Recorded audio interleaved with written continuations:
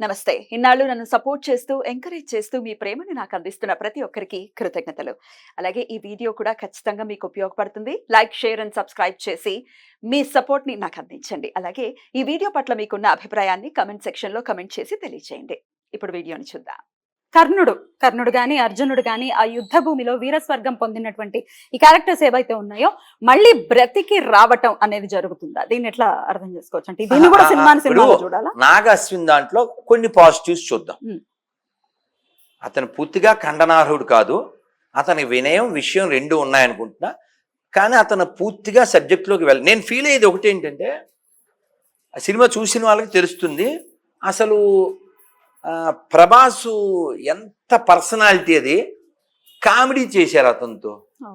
ప్రభాస్ లాంటి వాడికి ఏ బండి ఇస్తే బాగుంటది? బైక్లో హార్లీ డేవిడ్సన్ ఇవ్వాలి, లేకపోతే ఎన్ఫీల్డ్ ఇవ్వాలి. అది కూడా తక్కువ నన్ను అడిగితే. ఇచ్చారా? అది నా బాధ, అది నా బాధ. చచ్చిపోయి ఉండాలి, అది నా బాధ. అతన్ని ఒక కామెడీలా చేశారు. అతని యొక్క శౌర్యాన్ని, ప్రతాపాన్ని, అది ఎలా ఉండాలి? అతని శౌర్యం అంటే 60 కుటుంబాలతో పెద్ద ఆయన. ఏం సినిమా అది? మిర్చి.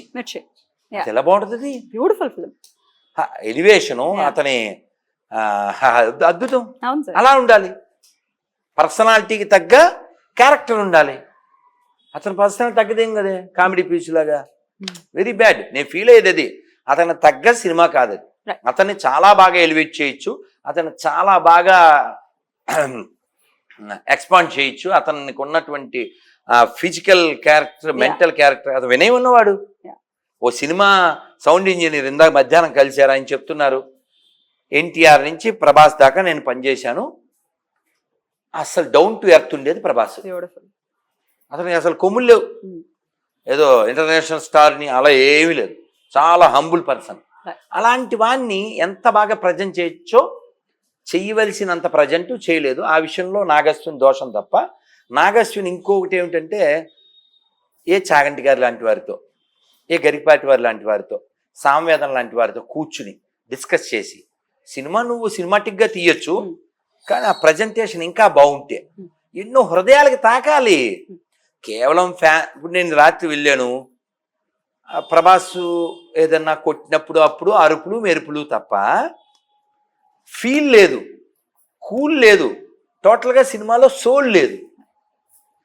ఇప్పుడు 600 కోట్లు అన్నారు, మ్యాక్సిమం ఏఏ కదా. రెండోది గ్రీన్.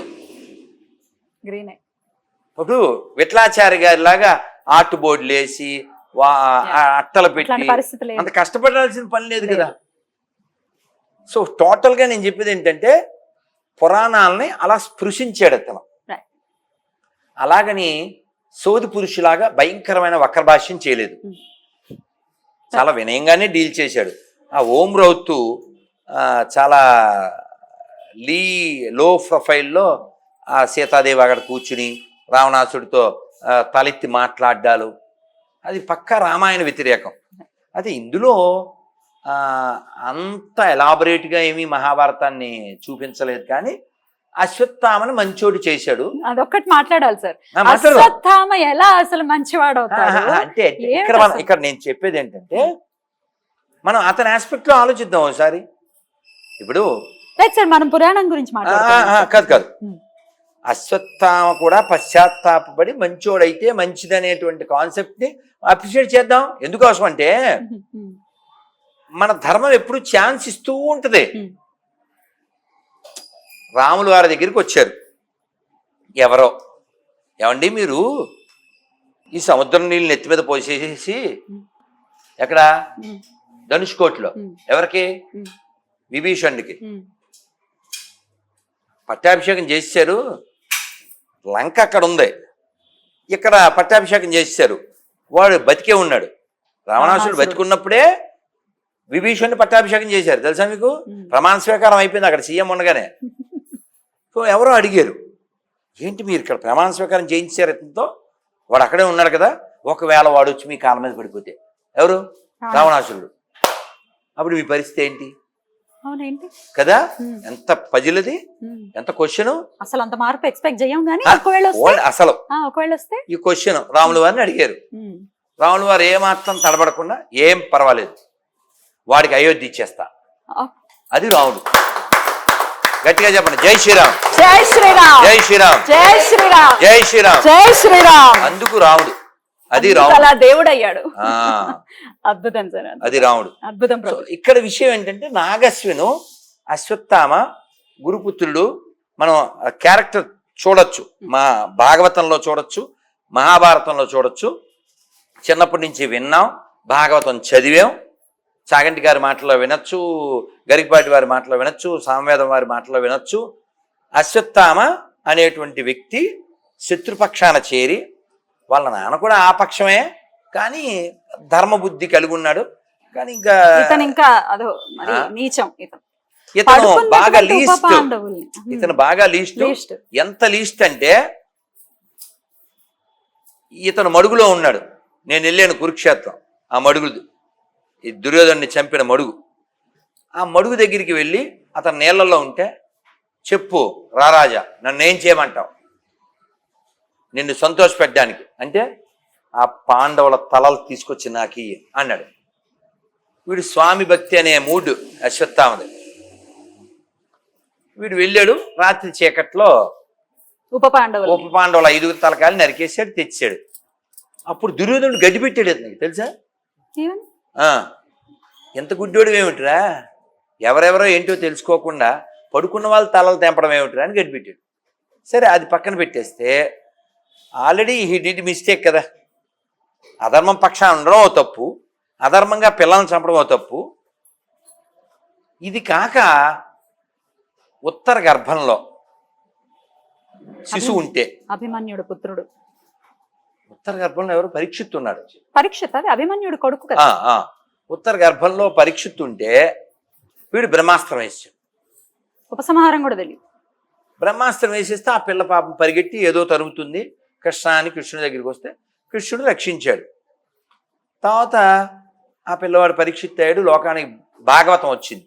ఈ అశ్వత్థామ చేసినటువంటి దుర్మార్గమైనటువంటి పని ఆ పిల్లవాడికి కష్టాన్ని ఇచ్చింది, ఆ తల్లికి కష్టం ఇచ్చింది. అక్కడ ద్రౌపదిని బాధ పెట్టాడు, తర్వాత ఉత్తర్ని బాధ పెట్టాడు. ఈ స్త్రీలను బాధ పెట్టిన బ్యాచ్ అందరూ సర్వనాశనం అయిపోయారు. మీరు చూసుకోండి, సీతాయాశ్చరితం మహత్ ఇతి రామాయణం అన్నారు. రామాయణం రాముడి చరిత్ర నిజమే, కానీ వాల్మీకి ఏమని చెప్పారు? సీతాయాశ్చరితం మహత్ ఇది రామాయణం అన్నారు. ఇది రామాయణం సీత చరిత్ర అన్నారు. అలాగే మహాభారతం ఒక్క స్త్రీని అవమానించినందుకు ఇంత నాశనమై 100 మంది కౌరవులు నశించిపోయారు. వాళ్ళ వంశనాశనం అయిపోయింది.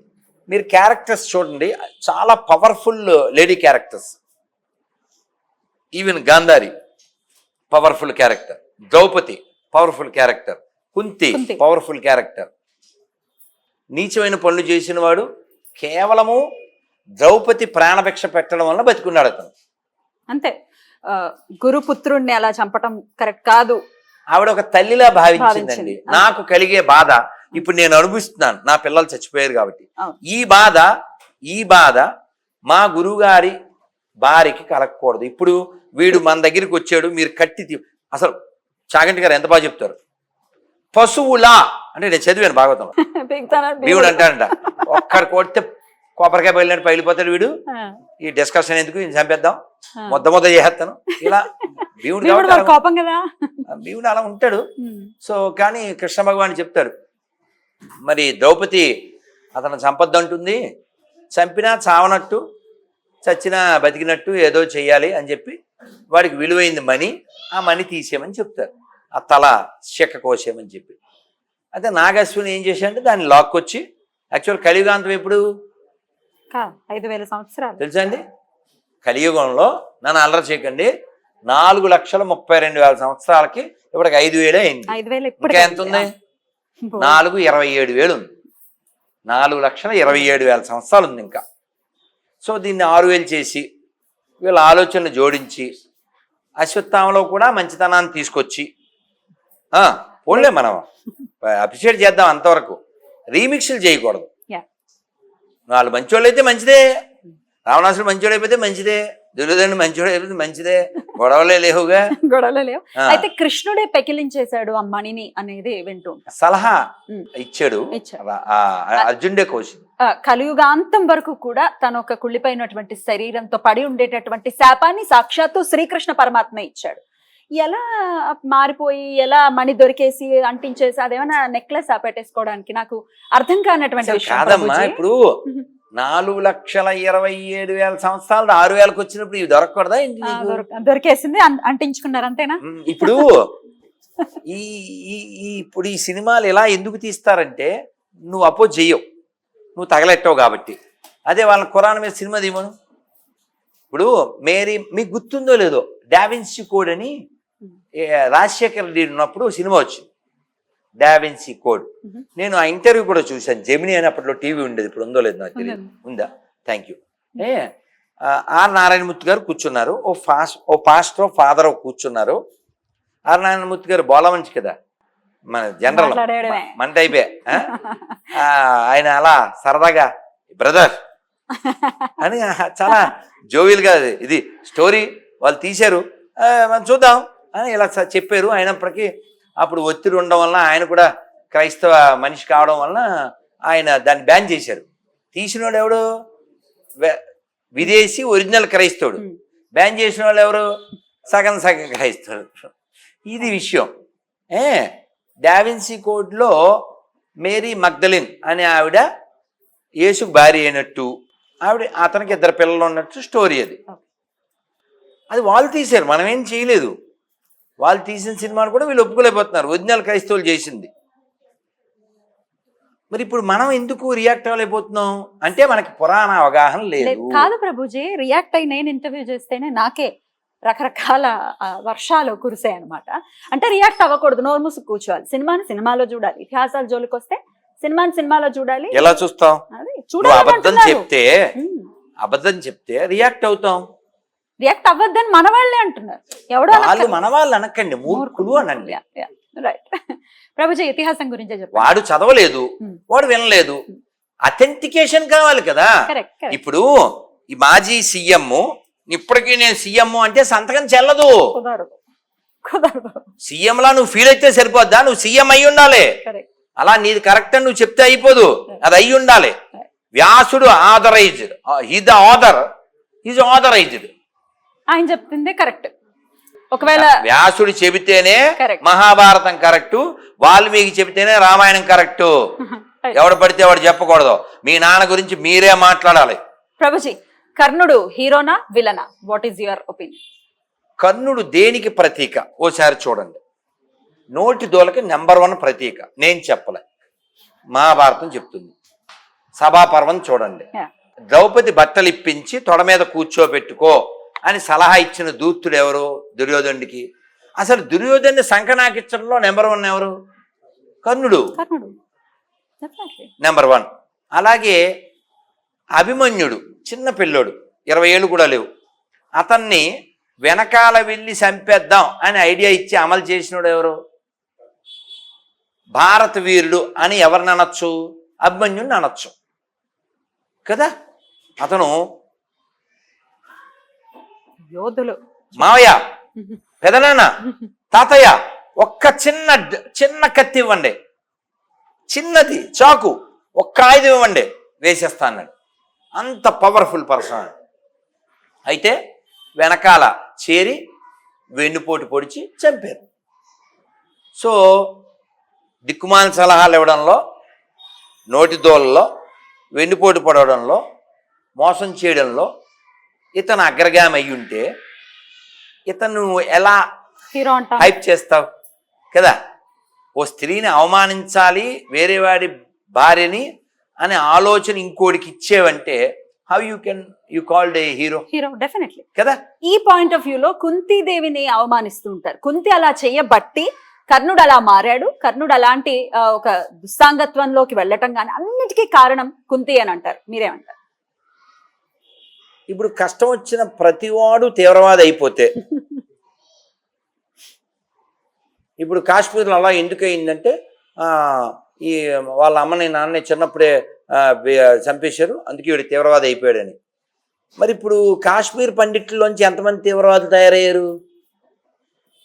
అంటే తీవ్రవాదం వాళ్ళ బ్లడ్లో ఉంది కాబట్టి వాళ్ళు తీవ్రవాదులు అయ్యారు. మన బ్లడ్లో సర్వేజన సుఖనభావంతో ఉంది కాబట్టి మనం అవ్వట్లేదు. సో దీనికి మీకు ఆన్సర్ ఏమిటంటే, నేను చిన్నప్పుడు అలా వదిలేసింది మా అమ్మ, అందుకే ఇలా అయిపోయింది నెగిటివ్ అది ఇది అని అంటే, దానికి కృష్ణుడు ఆన్సర్ ఇచ్చినట్టుగా ఒకటి వచ్చింది, బాగుంది అది. నేను పుట్టడం ఎక్కడ పుట్టాను? జైల్లో పుట్టాను. పుట్టిన కాసేపటికి అమ్మా నాన్న వదిలేయాల్సి వచ్చింది. మళ్ళీ గోకులం వెళ్ళాను, అక్కడ గొడవలు.